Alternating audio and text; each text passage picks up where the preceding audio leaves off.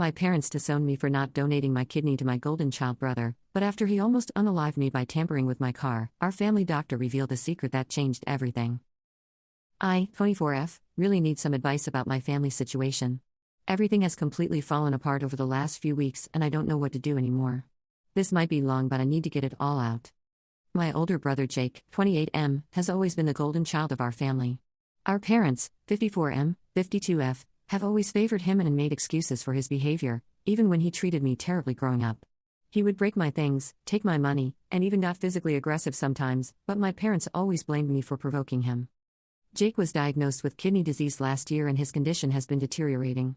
He needs a transplant soon and I was tested to see if I could be a donor. It turned out I was a match, but after a lot of thought and discussion with my doctors, I decided not to go through with the donation. This wasn't an easy decision. The doctors explained that due to some underlying health conditions I have, the surgery would be especially risky for me. There could be serious complications and my recovery would likely be much longer and more difficult than usual. I would probably need to take several months off work, which I can't afford since I'm still paying off my student loans. When I told my family I couldn't do it, they completely lost it. My mom started crying hysterically saying I was killing her baby. My dad called me selfish and said I was no longer his daughter. Jake just sat there with this cold look and said I always knew you were worthless. My mom then grabbed my arm so hard it left bruises, screaming that she should have gotten rid of me like the others when she had the chance. I didn't understand what she meant by the others at the time, but it makes horrifying sense now. The next 2 hours were like a nightmare. They took turns berating me, bringing up every sacrifice they'd ever made for me. My dad listed the cost of my education, my mom talked about how many hours she spent in labor with me, and Jake reminded me of how he let me live in his house growing up. They even called my aunt on speakerphone to join in telling me what a horrible person I was. The whole time, I sat there shaking and crying, but none of them even seemed to notice my distress. It was like they couldn't even see me as a human being anymore. I was just a collection of organs that was refusing to serve its purpose. They kept guilt-tripping me, saying family should sacrifice everything for each other and that I was choosing money over my brother's life. I tried explaining the medical risks but they wouldn't listen. They said I was making excuses and that I just wanted Jake to suffer. My mom even said she wished she had never had me. That really broke my heart because even though they always favored Jake, I still loved them and wanted their approval. They kicked me out that day and told me not to come back until I agreed to the transplant. I've been staying with my best friend Sarah while trying to process everything. My phone has been blowing up with horrible messages from relatives calling me a murderer and saying I'm dead to the family. The situation got even worse last week. I was driving to work when my brakes suddenly failed. I managed to swerve onto a side street and use the emergency brake to stop, but I nearly crashed into several cars. When I had the car checked out, the mechanic found that the brake line had been deliberately cut. I was terrified and called the police. They investigated and found security camera footage from my apartment complex showing Jake tampering with my car the night before. He was arrested and is now facing criminal charges. My parents are still defending him though. They say he was just desperate and scared and that it's my fault for driving him to this. I thought that would be the worst of it, but yesterday something happened that changed everything. Our longtime family doctor, Dr. Chen, asked to meet with me privately. What he told me has left me completely shaken. According to Dr. Chen, about 25 years ago when my mom was pregnant with me, Jake, who was 4 at the time, became seriously ill. He needed a bone marrow transplant and they couldn't find a match. Dr. Chen says my parents specifically conceived me to be a donor for Jake. They had genetic testing done during the pregnancy to ensure I would be compatible. The transplant was done when I was just a few months old. Dr. Chen said he always felt guilty about his role in it, especially seeing how they treated me growing up. He decided to tell me now because he's retiring soon and couldn't keep carrying this secret. I don't even know how to process this information. My whole existence was just to be spare parts for Jake. All those years of favoritism and emotional abuse make so much more sense now.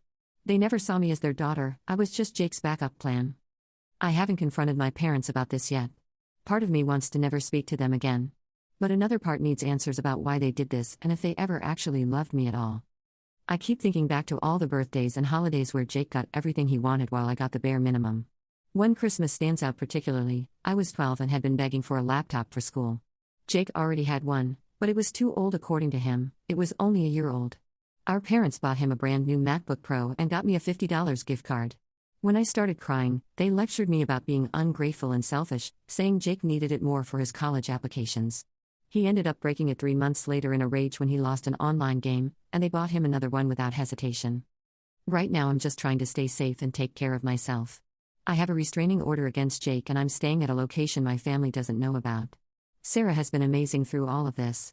She's helping me look for a therapist to deal with all these revelations. I guess I'm looking for advice on what to do next. Should I confront my parents? Should I go public with what Dr. Chen told me? Am I wrong for still wanting answers from them after everything they've done? I feel so lost and betrayed by the people who were supposed to love me unconditionally. Edit. Thank you all so much for the supportive comments and messages. I'm overwhelmed by how many people care about what happens to me. To answer some common questions, yes, I have documentation from Dr. Chen about everything he told me. He's willing to make a formal statement if needed. And no, I'm definitely not changing my mind about the kidney donation, especially now. Update 1. It's been a week since my last post and a lot has happened. First, I want to thank everyone for all the support and advice. You helped me realize I'm not crazy for feeling betrayed and that I deserve better than how my family has treated me. I decided to confront my parents, but through a letter rather than in person since I still don't feel safe meeting them. I laid out everything Dr. Chen told me and asked for the truth. Their response was not what I expected. Instead of denying it, they sent back a long email basically justifying everything. They said they did what they had to do to save their son and they'd do it again. My mom actually wrote, "You should be grateful we gave you life at all." They still expect me to donate my kidney because according to them, that's literally why I exist. Their complete lack of remorse or recognition of how wrong this was just broke something in me.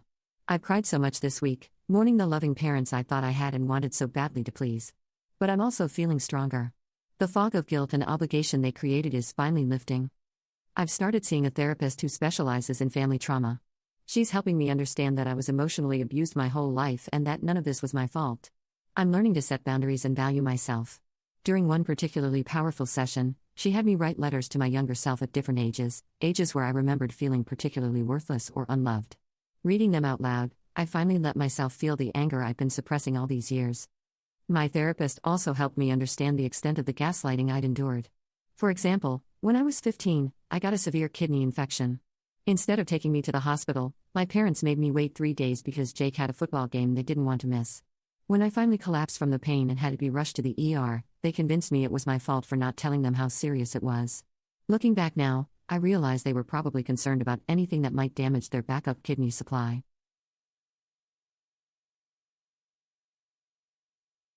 The therapy sessions also revealed a pattern I hadn't noticed before. Every time I showed any independence or tried to plan a future for myself, my parents would sabotage it.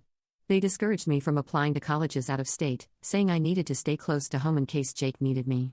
They interfered with my relationships, telling potential boyfriends about Jake's health issues and how I would need to be available to care for him in the future. They even tried to steer me away from careers that might be too physically demanding. Now I understand they were protecting their investment. Jake's criminal case is moving forward. He's been charged with attempted murder for tampering with my brakes. My parents are still supporting him completely. They've mortgaged their house to pay for his defense attorney. They're trying to claim he was temporarily insane from the stress of his illness. I've decided to testify against him. My parents sent more awful messages saying I'm destroying the family, but I realize now that they destroyed it long ago by treating me as nothing more than a living organ bank for Jake. The prosecutor is very interested in Dr. Chen's testimony about my birth circumstances. She thinks it shows a long-term pattern of my parents enabling and encouraging Jake's sense of entitlement to my body. I'm scared about testifying, but I know it's the right thing to do. Update 2. 2 months have passed and I have both good news and bad news to share. The good news is that Jake took a plea deal. He'll serve 5 to 7 years for attempted murder. The prosecutor says this is a good outcome given that it was his first offense and he has medical issues. The bad news is that my parents have completely lost touch with reality. They're telling everyone that I somehow framed Jake because I'm jealous of him. They've started a GoFundMe claiming he was wrongly convicted and needs money for an appeal. It's surreal seeing them spread such obvious lies. But the really shocking development came from Dr. Chen's testimony. Remember how I said I was conceived to be a bone marrow donor for Jake? Well, it turns out that wasn't the whole truth. Dr. Chen revealed that my parents went through multiple pregnancies before me, terminating them when genetic testing showed the fetus wouldn't be a match for Jake. He also shared something that made me physically sick. They had tried for another baby after me, planning to have a backup donor in case something happened to me. When that pregnancy wasn't a match for Jake, they terminated it too. I was literally sandwiched between discarded siblings, all because we didn't match Jake's medical needs. I was their 5th attempt. They kept trying until they got the perfect match they needed. Learning this destroyed the last shred of doubt I had about cutting contact with them. These people aren't my parents in any real sense, they're just the people who created me as a medical resource. The kidney donation is completely off the table now. Jake will have to go on the transplant list like anyone else. My parents are still harassing me about it, but I've blocked them everywhere. I'm moving to a new city next month where they won't be able to find me. Sarah's family has basically adopted me. They invited me to move in with them until I get settled in my new place. Her mom hugged me and said, "We'll show you what real family love feels like." I broke down crying because it was the first time I felt that kind of unconditional maternal love. Update 3. It's been 6 months since everything fell apart, but I'm finally starting to rebuild my life. I'm settled in my new city and loving my fresh start. My new job is going well and I've made some wonderful friends who know my whole story and have my back. Jake isn't doing well in prison from what I hear. His kidney function is getting worse and he's on dialysis now. My parents tried to use this to guilt me one last time, sending a message through a relative about how I'm watching my brother die. I blocked that relative too. The harassment didn't stop there though. My parents started showing up at my workplace, causing scenes in the lobby until security had to remove them. They even tried to contact my boss to get me fired, claiming I was stealing from the company, completely false. Thankfully, my boss has been incredibly supportive and got a restraining order against them. Last week, they somehow found my new address and left a package on my doorstep. Inside was my baby album, except they had torn out every photo of just me, leaving only the ones where I was with Jake. There was also a letter detailing every sacrifice they'd made for me, including the cost of my birth, which they apparently kept detailed records of, and a bill demanding I repay them since I was refusing to fulfill my purpose. The level of calculation and cruelty just stunned me. The most unexpected development is that Dr. Chen's revelations led to an investigation of my parents' fertility doctor from back then. Apparently what they did, creating a baby specifically for organs, violated medical ethics rules. The doctor lost his license and more families are coming forward with similar stories. I've connected with some of these donor babies and it's been incredibly healing. We understand each other in a way no one else can. We're actually starting a support group and looking into legal advocacy for laws preventing this kind of medical exploitation. Sarah's family continues to be amazing. I spent the holidays with them and it showed me what healthy family dynamics look like. Her parents even said they think of me as another daughter now. I cried happy tears this time. I'm in a much better place mentally thanks to therapy and distance from my toxic family. I still have hard days where I grieve for the loving family I never had, but I'm building my own chosen family now with people who love me for who I am, not what organs they can take from me. Final update, 18 months later and my life is completely transformed. I'm engaged to an incredible man who knows my whole story and is fiercely protective of me. We're planning our wedding for next spring and my chosen family will be there to celebrate. Sarah is my maid of honor and her parents are walking me down the aisle. Jake passed away 2 months ago when a transplant match couldn't be found in time. I found out through social media and felt nothing. The brother I loved died long ago when he tried to kill me. This was just a stranger who happened to share my DNA. After his death, one of the nurses who cared for him in his final days reached out to me privately. She said Jake had confessed something to her near the end. Apparently, this wasn't the first time he had tried to hurt me. When I was 12, I had a mysterious accident where I fell down the stairs and broke my arm. Jake admitted to her that he had pushed me because he was angry that I had gotten a better grade than him on a math test. He also confessed to poisoning my pet hamster when I was 8 because he thought I was spending too much time with it instead of paying attention to him. The nurse was so disturbed by his lack of remorse that she felt compelled to tell me. The revelation made me re-examine countless accidents from my childhood through a new lens. The time my bike brakes failed, after Jake had been fixing it for me. The time I got food poisoning the day before my school play, after Jake had insisted on making me a special good luck breakfast. The time my art project for the school fair was destroyed, after it had gotten more attention than his science project. How many times had he tried to hurt me while our parents looked the other way? My parents' final message was to blame me for his death. I didn't even read it all before deleting it. Their words have no power over me anymore. I know now that I deserve love that doesn't come with conditions or costs. The day after Jake's funeral, which I didn't attend, I received an unexpected call from my maternal grandmother. She had been estranged from my parents for years, and I now understood why. She had suspected something was wrong with how they treated me but could never prove it. She apologized for not fighting harder for me when I was young and shared some shocking information. Apparently, my parents had tried to get her to change her will to exclude me, claiming I was ungrateful and not really family since I wouldn't help Jake.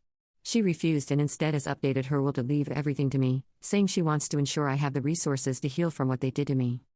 The most healing moment came last month when I was going through some old boxes and found my childhood diary. Reading it broke my heart, page after page of a little girl desperately trying to earn her parents' love, blaming herself for their coldness, promising to be better so they would love her like they loved Jake. I took it to therapy and finally processed the depth of emotional damage they had inflicted. But it also showed me how far I've come from that scared, lonely little girl who thought she only existed to be harvested for parts. The Donor Baby Support Group has grown into a national advocacy organization. We're pushing for legislation to prevent what happened to us from happening to future children. Several states are considering bills named after our cause. Through the group, I met Emma, another donor baby whose story was heartbreakingly similar to mine. She was conceived to be a liver donor for her sister. Her parents went through with the transplant when she was just 2 years old, and kept pushing her to donate more as she grew up. By the time she was 16, they had taken parts of her liver twice more, one of her kidneys, and bone marrow multiple times. She finally escaped when she turned 18, but the repeated surgeries left her with chronic health issues. Her story made me realize how much worse my situation could have become if I hadn't stood up for myself when I did. We've also uncovered disturbing patterns in how these donor babies are treated in their families. Almost all of us were emotionally abused, treated as second-class members of our families, and made to feel that our only value is in our organs and tissues. Many of us struggled with depression and self-worth issues, believing we didn't deserve to exist for our own sake. I never imagined when I made that first post that my life would change so dramatically. In addition to all the other changes, I've started volunteering at a support center for organ donors and their families. I share my story with potential donors to ensure they understand their rights and that they're making a truly free choice, not acting under family pressure. Recently, I helped a young girl stand up to her parents who were trying to force her to donate bone marrow to her cousin. Seeing her find her voice and set boundaries made me cry with pride. My fiancé and I are also expecting our first child, and the pregnancy has brought up a lot of emotions. I've been terrified of turning into my parents, but my therapist is helping me work through those fears. We've already decided that we'll be completely honest with our child about their family history and ensure they know they were conceived out of love, not obligation like I was. They'll grow up knowing they were created out of love, not obligation, and that their body belongs to them alone. Sarah's mom has been amazing through the pregnancy, showing me what real maternal love looks like. She comes to all my appointments, helps me deal with morning sickness, and is already planning the baby shower. Sometimes I catch myself waiting for her to demand something in return for her kindness, but she never does. She just loves me, simply and unconditionally, the way a mother should. Thank you, Reddit, for helping me see the truth and find the strength to choose myself.